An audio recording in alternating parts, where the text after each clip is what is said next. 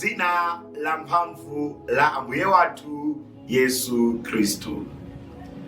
Tsopano ndikuyamba kuphunzitsa mawu a Mulungu pamutu onena kuti chipulumutso.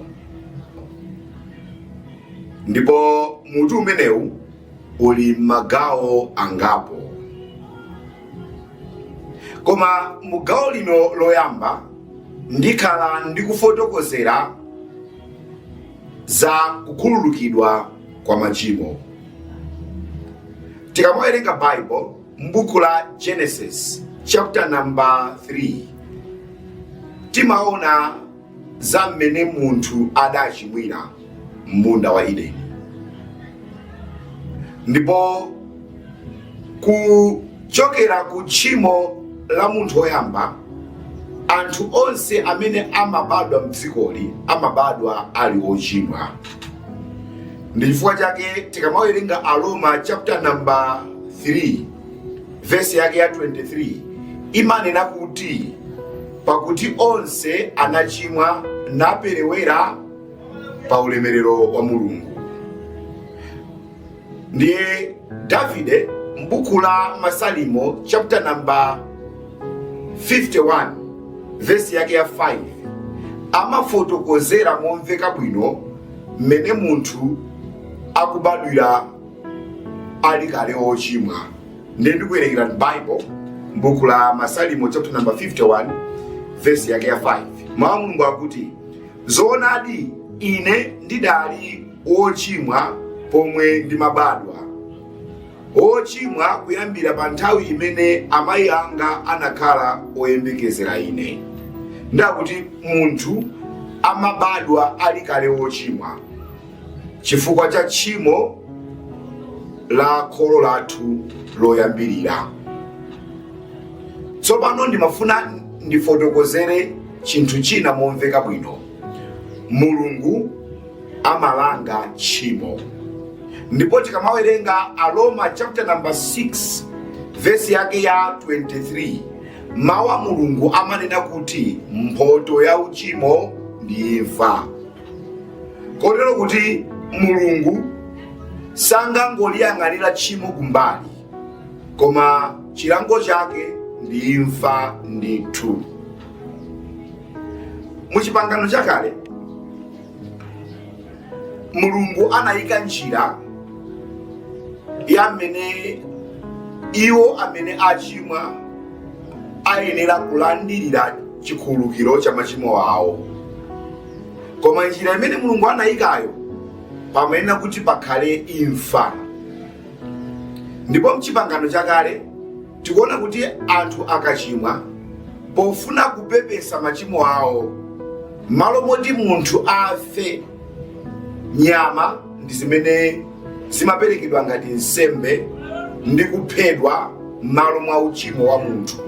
Exodus 29 verse yake ya 36 mawu Mulungu akuti, tsiku lililonse uzipereka ng'ombe yayimuna ngati nsembe yopepesera machimo kuti machimowo akhululukidwe. Nde m'chipangano chakale anthu amayenera kumapereka nsembe, amayenera kumapha ng'ombe yayimuna ncholinga choti ng'ombeyo, nsembe imeneyo ikhale kupepesera kwa zochimwa zawo pamaso pa Mulungu. Nefunso nkumati, poti munthu amachimwa mobwereza ndezi matha bwanji? Zimenezi zikutanthauza kuti nthawi ina iliyonse imene munthu wachimwa pakuyenera kuti ng'ombe yayimuna iphedwe, kuti ng'ombeyo ikhale nsembe yopepesera zochimwa za munthu ameneyo. Nde nthawi zina kumakhala ena amene ngochepekedwa amene sangafikire pa ng'ombe, komabe mosatengera kuchepekedwa kwako, koma ngati wachimwa nyama imayenera kuti iphedwe kuti iwe ulandire chikhululuko cha machimo ako. Tionanso Bible m'buku la Levitical chapter number 5 kuyambira verse yake ya 5 mpaka na 6. Levitical chapter number 5 verse yake 5, pamene munthu wazindikira kuti wachimwa motere, aulule tchimo limene wachitalo. Pambuyo pake munthuyo abwere kwa Yehova ndi mwana wankhosa wamkazi kapena mbuzi kuti ikhale chopereka chopepesera tchimo, ndipo wansembe achite mwambo wopepesera tchimo lomwe wachitalo. Ndakuti wena chifukwa sangathe kukwanitsa ng'ombe, amenewo amenabe kuti apereke nyama, koma imatha kukhala mbuzi kapena nkhosa. Ikaperekedwa ngati nsembe, anthu aja amakhala kuti akupepesa machimo awo, ndipo Mulungu amakhululukira. Koma kunalinso wena ochepekedwa kwambiri oti sangafikirenso pa mbuzi, sangafikirenso pa nkhosa, zimatha motani.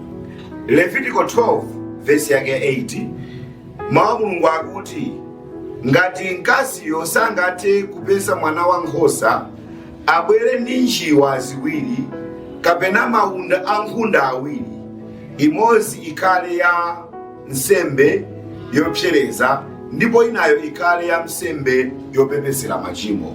Ndekuti ngati munthu sangakwanise ng'ombe koma mbuzi kapena nkhosa, ndiye ngati sangakwanise mbuzi kapena nkhosa podekera kuti ndo ochepekedwa, ameneyo amene kuti apite ndi maunda ankhunda, akuti abwere ndi maunda ankhunda awiri yopsereza ndipo inayo ikhale nsembe yopepesera machimo. Iyi nsembe yopepesera machimo inde kuti nkhunda imeneyo imene kuti akhese mwazi wake. Chimene ndifuna kuti mumvetsetse nchonena kuti pamene kuti pakhale kukhesedwa mwazi wa nyama, ndicho linga choti machimo akhululukidwe. Tikamuwerenga m'buku la Aheberi 9 verse ya 22, imatsikimizira zimene ndikukambazi. Bible limati popanda kukhesedwa kwa mwazi palibepo kukhululukidwa kwa machimo. Ndiye chipangano chakale kudali kupereka ziweto, ndicho linga choti ziwetozo zikhale nsembe yopepesera zolakwa za wanthu. Koma chimene ndifuna kuti mumvetsetse nachi, ingakhale anthu amakhesa mwazi wa ziweto nazipereka nsembe kuti machimo awo akhululukidwe, uchimo wawo sumachotsedwa mkati mwawo. Umakhala kuti uchimo wakhululukidwa, koma uchimo umakhala kuti udakali mkati mwawo. Mukufotokozera kwina ndingane kuti uchimo uwu sumachotsedwa koma umangophimbidwa. Now, muchipangano chatsopano Yesu Khristu ndi amene ali nsembe yopepesera zolakwa zathu pamaso pa Mulungu. M'buku la Yohane chapter number 1 verse yake ya 29, Yohane Mbatizi atamuona Yesu anayankhula kuti, taonani kankhosa ka Mulungu kamene kachotsa tchimo la dziko lapansi. Yesu Khristu anabwera tsopano kuzakhala nsembe ya zolakwa zathu. Nsembe za chipangano chakale zinalibe mphamvu yochotsa uchimo, zinkangouphimba uchimo. Koma tsopano Yesu Khristu, nsembe ya zolakwa zathu, ndiye khayo amene ali nayo mphamvu yochotseratu uchimo kwathunthu. Amen. Tikamawerenga Aheberi 9 verse yake ya 28, mawu Mulungu akuti momwemonso Khristu anadzipereka nsembe kamodzi kokha kuchotsa machimo a dziko lonse. Ndi Yesu Khristu anadzipereka nsembe kamodzi kokha, ndipo adadzipereka nsembe yakeyo inachotseratu kotheratu machimo anthu onse. Ndimafuna ndifotokoze kunena kuti nsembe za chipangano chakale sizidakwanitse kuchotsa machimo, zimangophimba machimo. Koma Yesu Khristu, nsembe ya chipangano chatsopano, ndi nsembe yokhayo imene ikwanisa kuchotsa machimo anthu onse.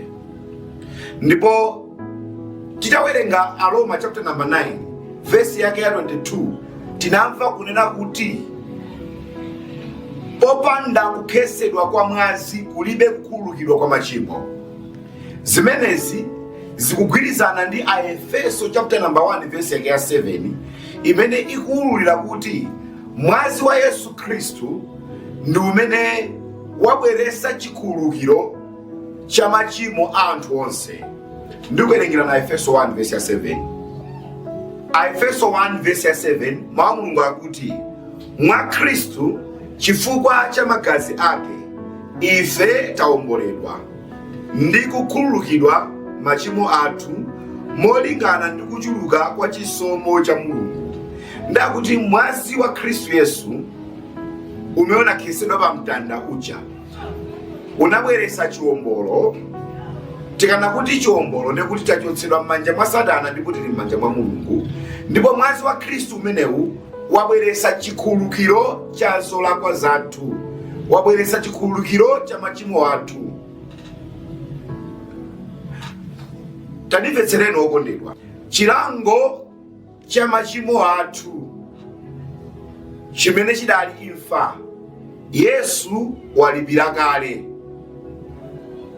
Ndichifukwa chake Yesaya m'buku la Yesaya 53 verse 5 amanena kuti chilango chotengera ife mtendere chidakamugwera iye, kukamba Yesu Khristu.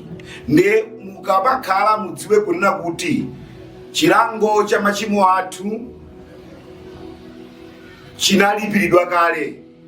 Yesu Khristu analangidwa kale m'malo mwathu. Tsopanoli Mulungu akupereka chikhululukiro ku dziko lonse lapansi kudzera mwa Yesuyo.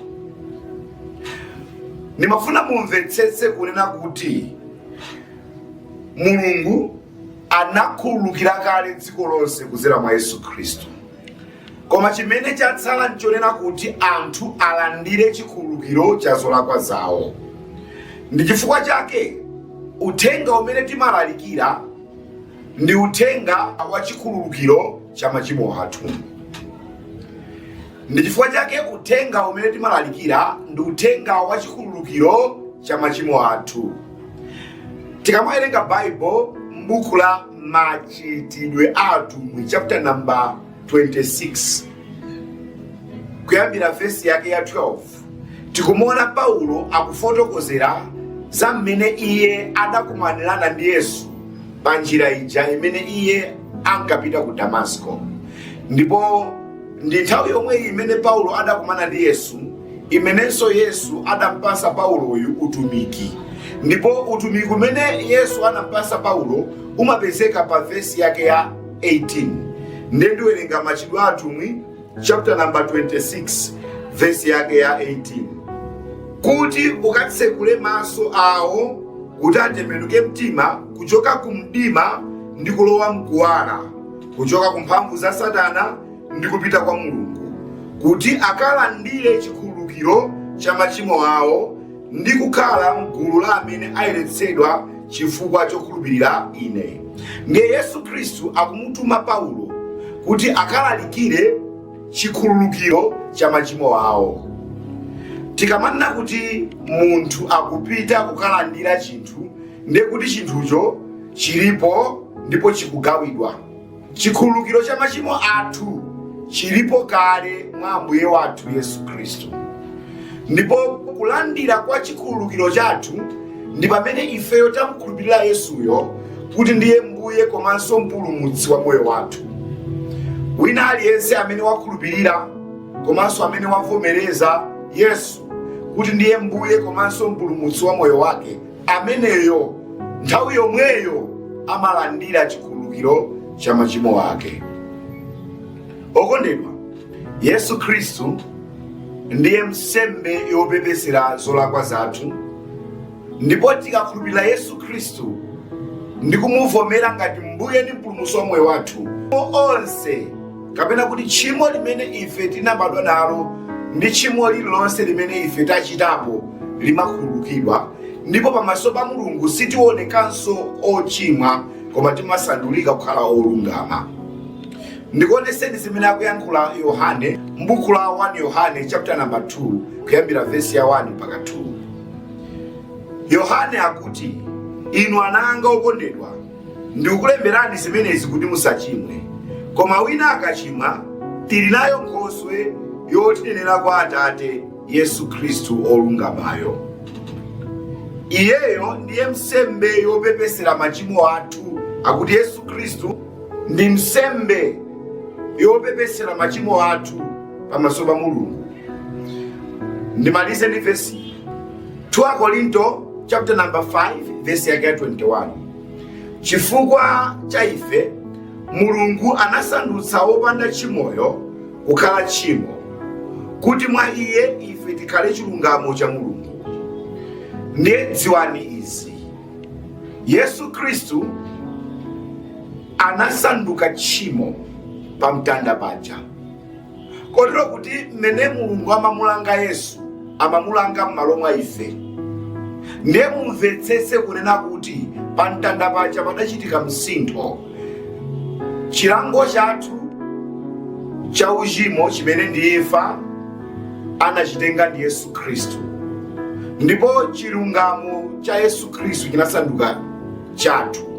Ndichifukwa chake malemba akuti chifukwa cha ife Mulungu anasandutsa wopanda chimoyo kukhala tchimo, kuti mwa iye Yesu Khristuyo ife tikhale chilungamo cha Mulungu.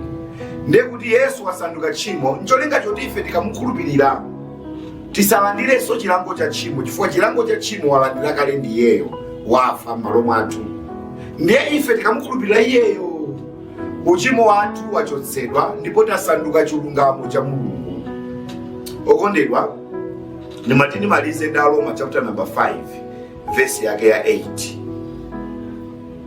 Aroma 5 verse ya 8 manena kuti, koma Mulungu anaonetsa chikondi chake kwa ife, chifukwa pamene tinali ochimwabe Khristu anatifera. So Yesu Khristu anabwera kudzafa m'malo mwa inu ndi ineyo. Ndicholinga choti ife tisafenso iyayi, koma ifeyo tilandire chikhululuko cha machimo athu, ndipo tisanduke olungama, tipatsidwe moyo wosatha. Wina aliyense akamva uthenga wa chipulumutso ndi kumukhulupirira Yesu, ndi kumuvomeranso Yesuyo kuti, inu Yesu ndakuvomerani lero kuti ndinu Mbuye komanso mpulumutsi wa moyo wanga, munthu ameneyo machimo ake amakhala kuti akhululukidwa, ndipo nthawi yomweyo munthu ameneyo amasanduka olungama, ndipo amapatsidwa moyo osatha. Ndikutheka ena mukundionera koma simudamulandire Yesu kukhala Mbuye ndi mpulumutsi wa moyo wanu. Dziwani kuti adafa kamba ka zolakwa zanu, kuti inu mukakhululukidwe, kusanduka olungama pamaso pa Mulungu ndi kulandira moyo wosatha.